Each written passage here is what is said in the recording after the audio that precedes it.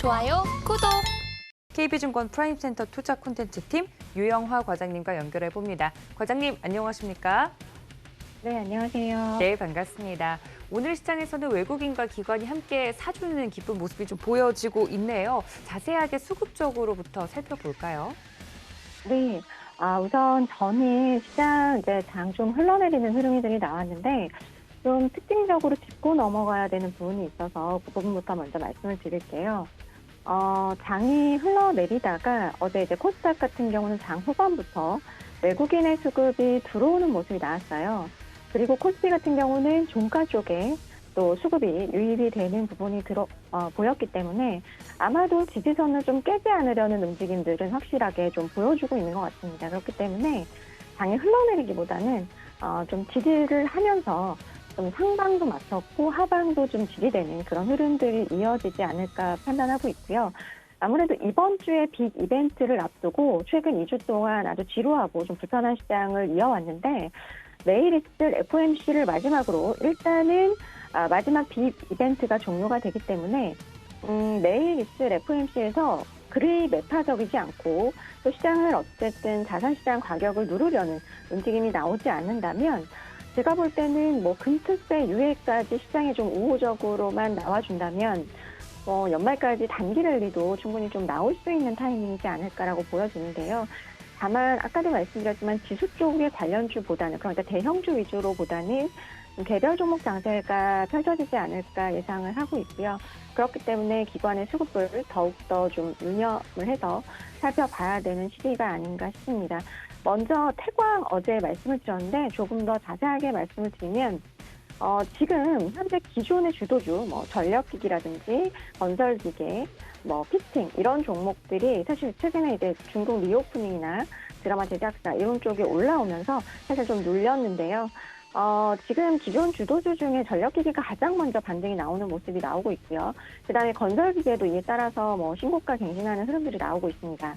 그래서 개인적인 생각으로는 내년을 주도할 수 있는 어떤 섹터들이 대주주 양도세의 조정을 일부 마치고 다시 좀 반등을 모색하는 흐름인데 여전히 대주주 양도세의 압박은 있기 때문에 다소 이제 변동성은 있겠지만 오히려 그 변동성을 이용해서 매수의 기회로 좀 삼아야 되는 때가 아닌가 싶고요.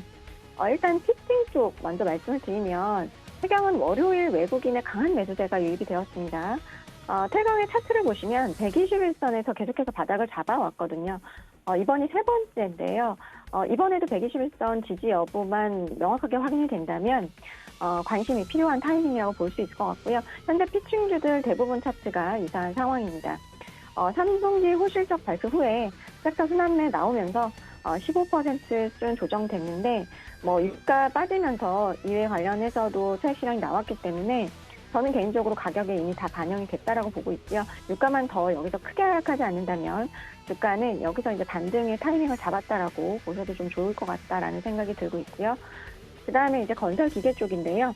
우크라이나 재건 논의가 되고 있는데 이거 이외에도 사실은 이제 인도 쪽과 그다음에 중국 리오프닝이 기대감으로 작용을 하고 있습니다. 더블을 넘어서 트리플 모멘텀을 받고 있는 쪽이 바로 건설 기계인데 건설기계 쪽은 아무래도 급격하게 하반기 들어 상승을 했기 때문에 대주주 양도세의 그 어떤 차익 실현의 매물들이 좀 나올 수 있습니다. 단 앞서도 말씀드렸지만 그 부분을 이용해서 오히려 모아가야 되는 저는 쪽으로 볼 수 있을 것 같고요. 이쪽은 이제 내년도에 중국의 리오프닝이 됐을 때의 모멘텀 더욱 추가될 수 있고 또 여기다 사우디까지도 바라볼 수 있기 때문에 계속해서 내년도의 주도 섹터의 한 축으로 좀 보셔도 좋지 않을까. 그중에서 지금 수급 들어오는 쪽 같은 경우를 더 우선적으로 보셔야 되는데 진성TC라든지 현대건설기계, 현대두산인프라코어 이런 쪽 지속해서 수급 들어오고 있기 때문에 챙겨보셔야 될 것 같고요. 이제 마지막으로는 방산인데 최근에 조정받은 주도주 중에서 이제 하나라고 보실 수 있고요. 그중에서 저는 항상 탑픽은 LIG 넥스원으로 말씀드리고 있는데 이 LIG 넥스원도 사실 올해 내내 지지라인이었던 121선을 깨고 내려갔다가 회복을 하고 있는 상황으로 보시면 좋을 것 같습니다.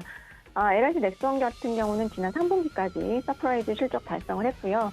4분기에도 컨셉 충분히 부합할 수 있을 것으로 예상이 되기 때문에 실적 걱정은 크게 하지 않으셔도 될 것 같고요.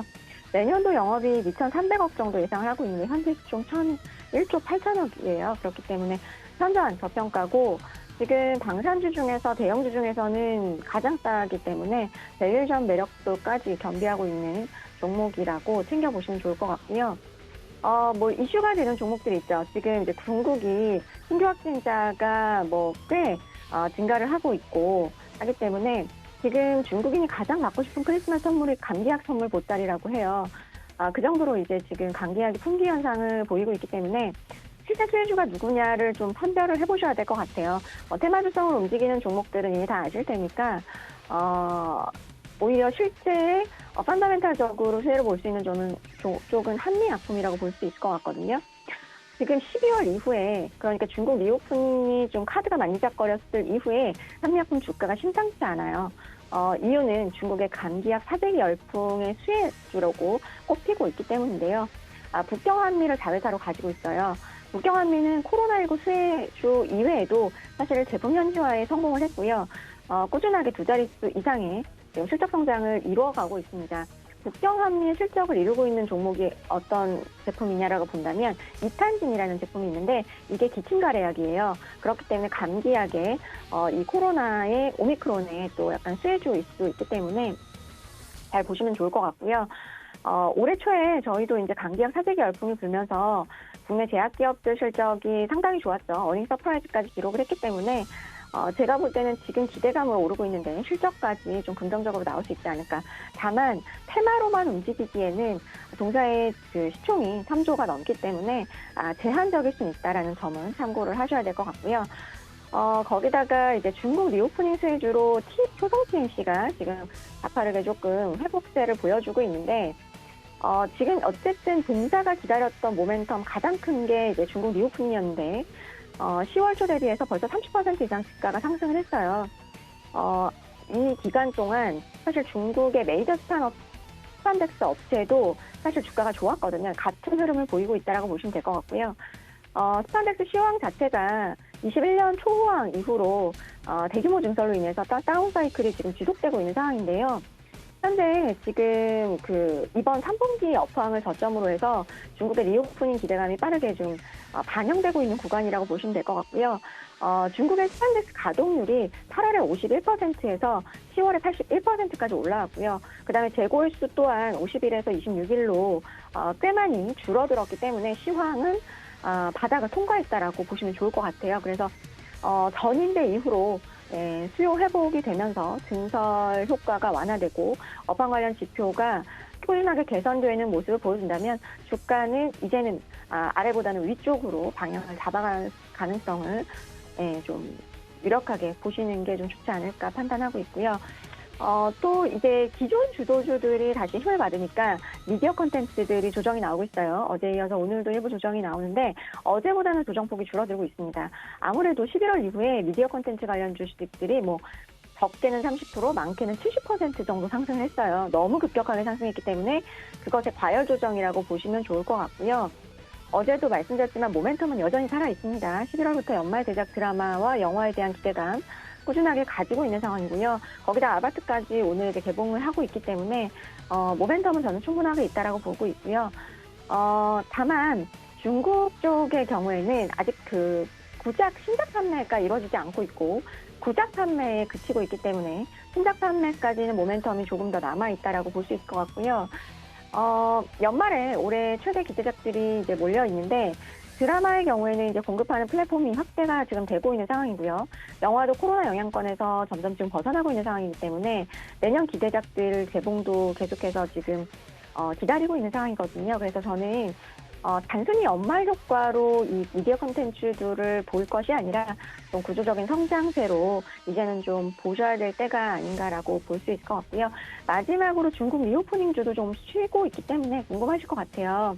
일자 랠리 마치고 좀 숨고르게 하고 있는데 제가 볼 때는 예상보다 지금 규제 완화를 지금 코로나 규제 완화 빠르게 하고 있기 때문에 지금 어쨌든 그 부작용으로 코로나 확산세가 지금 가파르게 이뤄지고 있어요. 하지만 이것은 정부의 경기 부양 의지로 저는 이제 해석을 해야 된다고 봐요. 그렇기 때문에 중국 리오프닝주는 내년도에 또 한 축으로 저는 이제 건설기계와 더불어서 좀 보셔야 되는 쪽이라고 보고 있기 때문에 다만 이제 옥석 가리기 하시면서 너무 센티로만 가는 종목 말고 뭐 제로 코로나 정책이 아니더라도 어쨌든 EPS 성장이 구조적으로 가능하고 또 실적에 대한 어떤 기대감 자체가 낮기 때문에 오히려 주가가 너무나 빠져 있어서 주가 하방 지지력이 있는 기업들, 뭐 일부 면세라든지 그다음에 이제 대형 화장품 브랜드를 가지고 있는 회사라든지 그런 쪽을 중점적으로 이제는 좀 옥석 가리기로 좀 올라가지 않을까라는 생각을 하고 있습니다.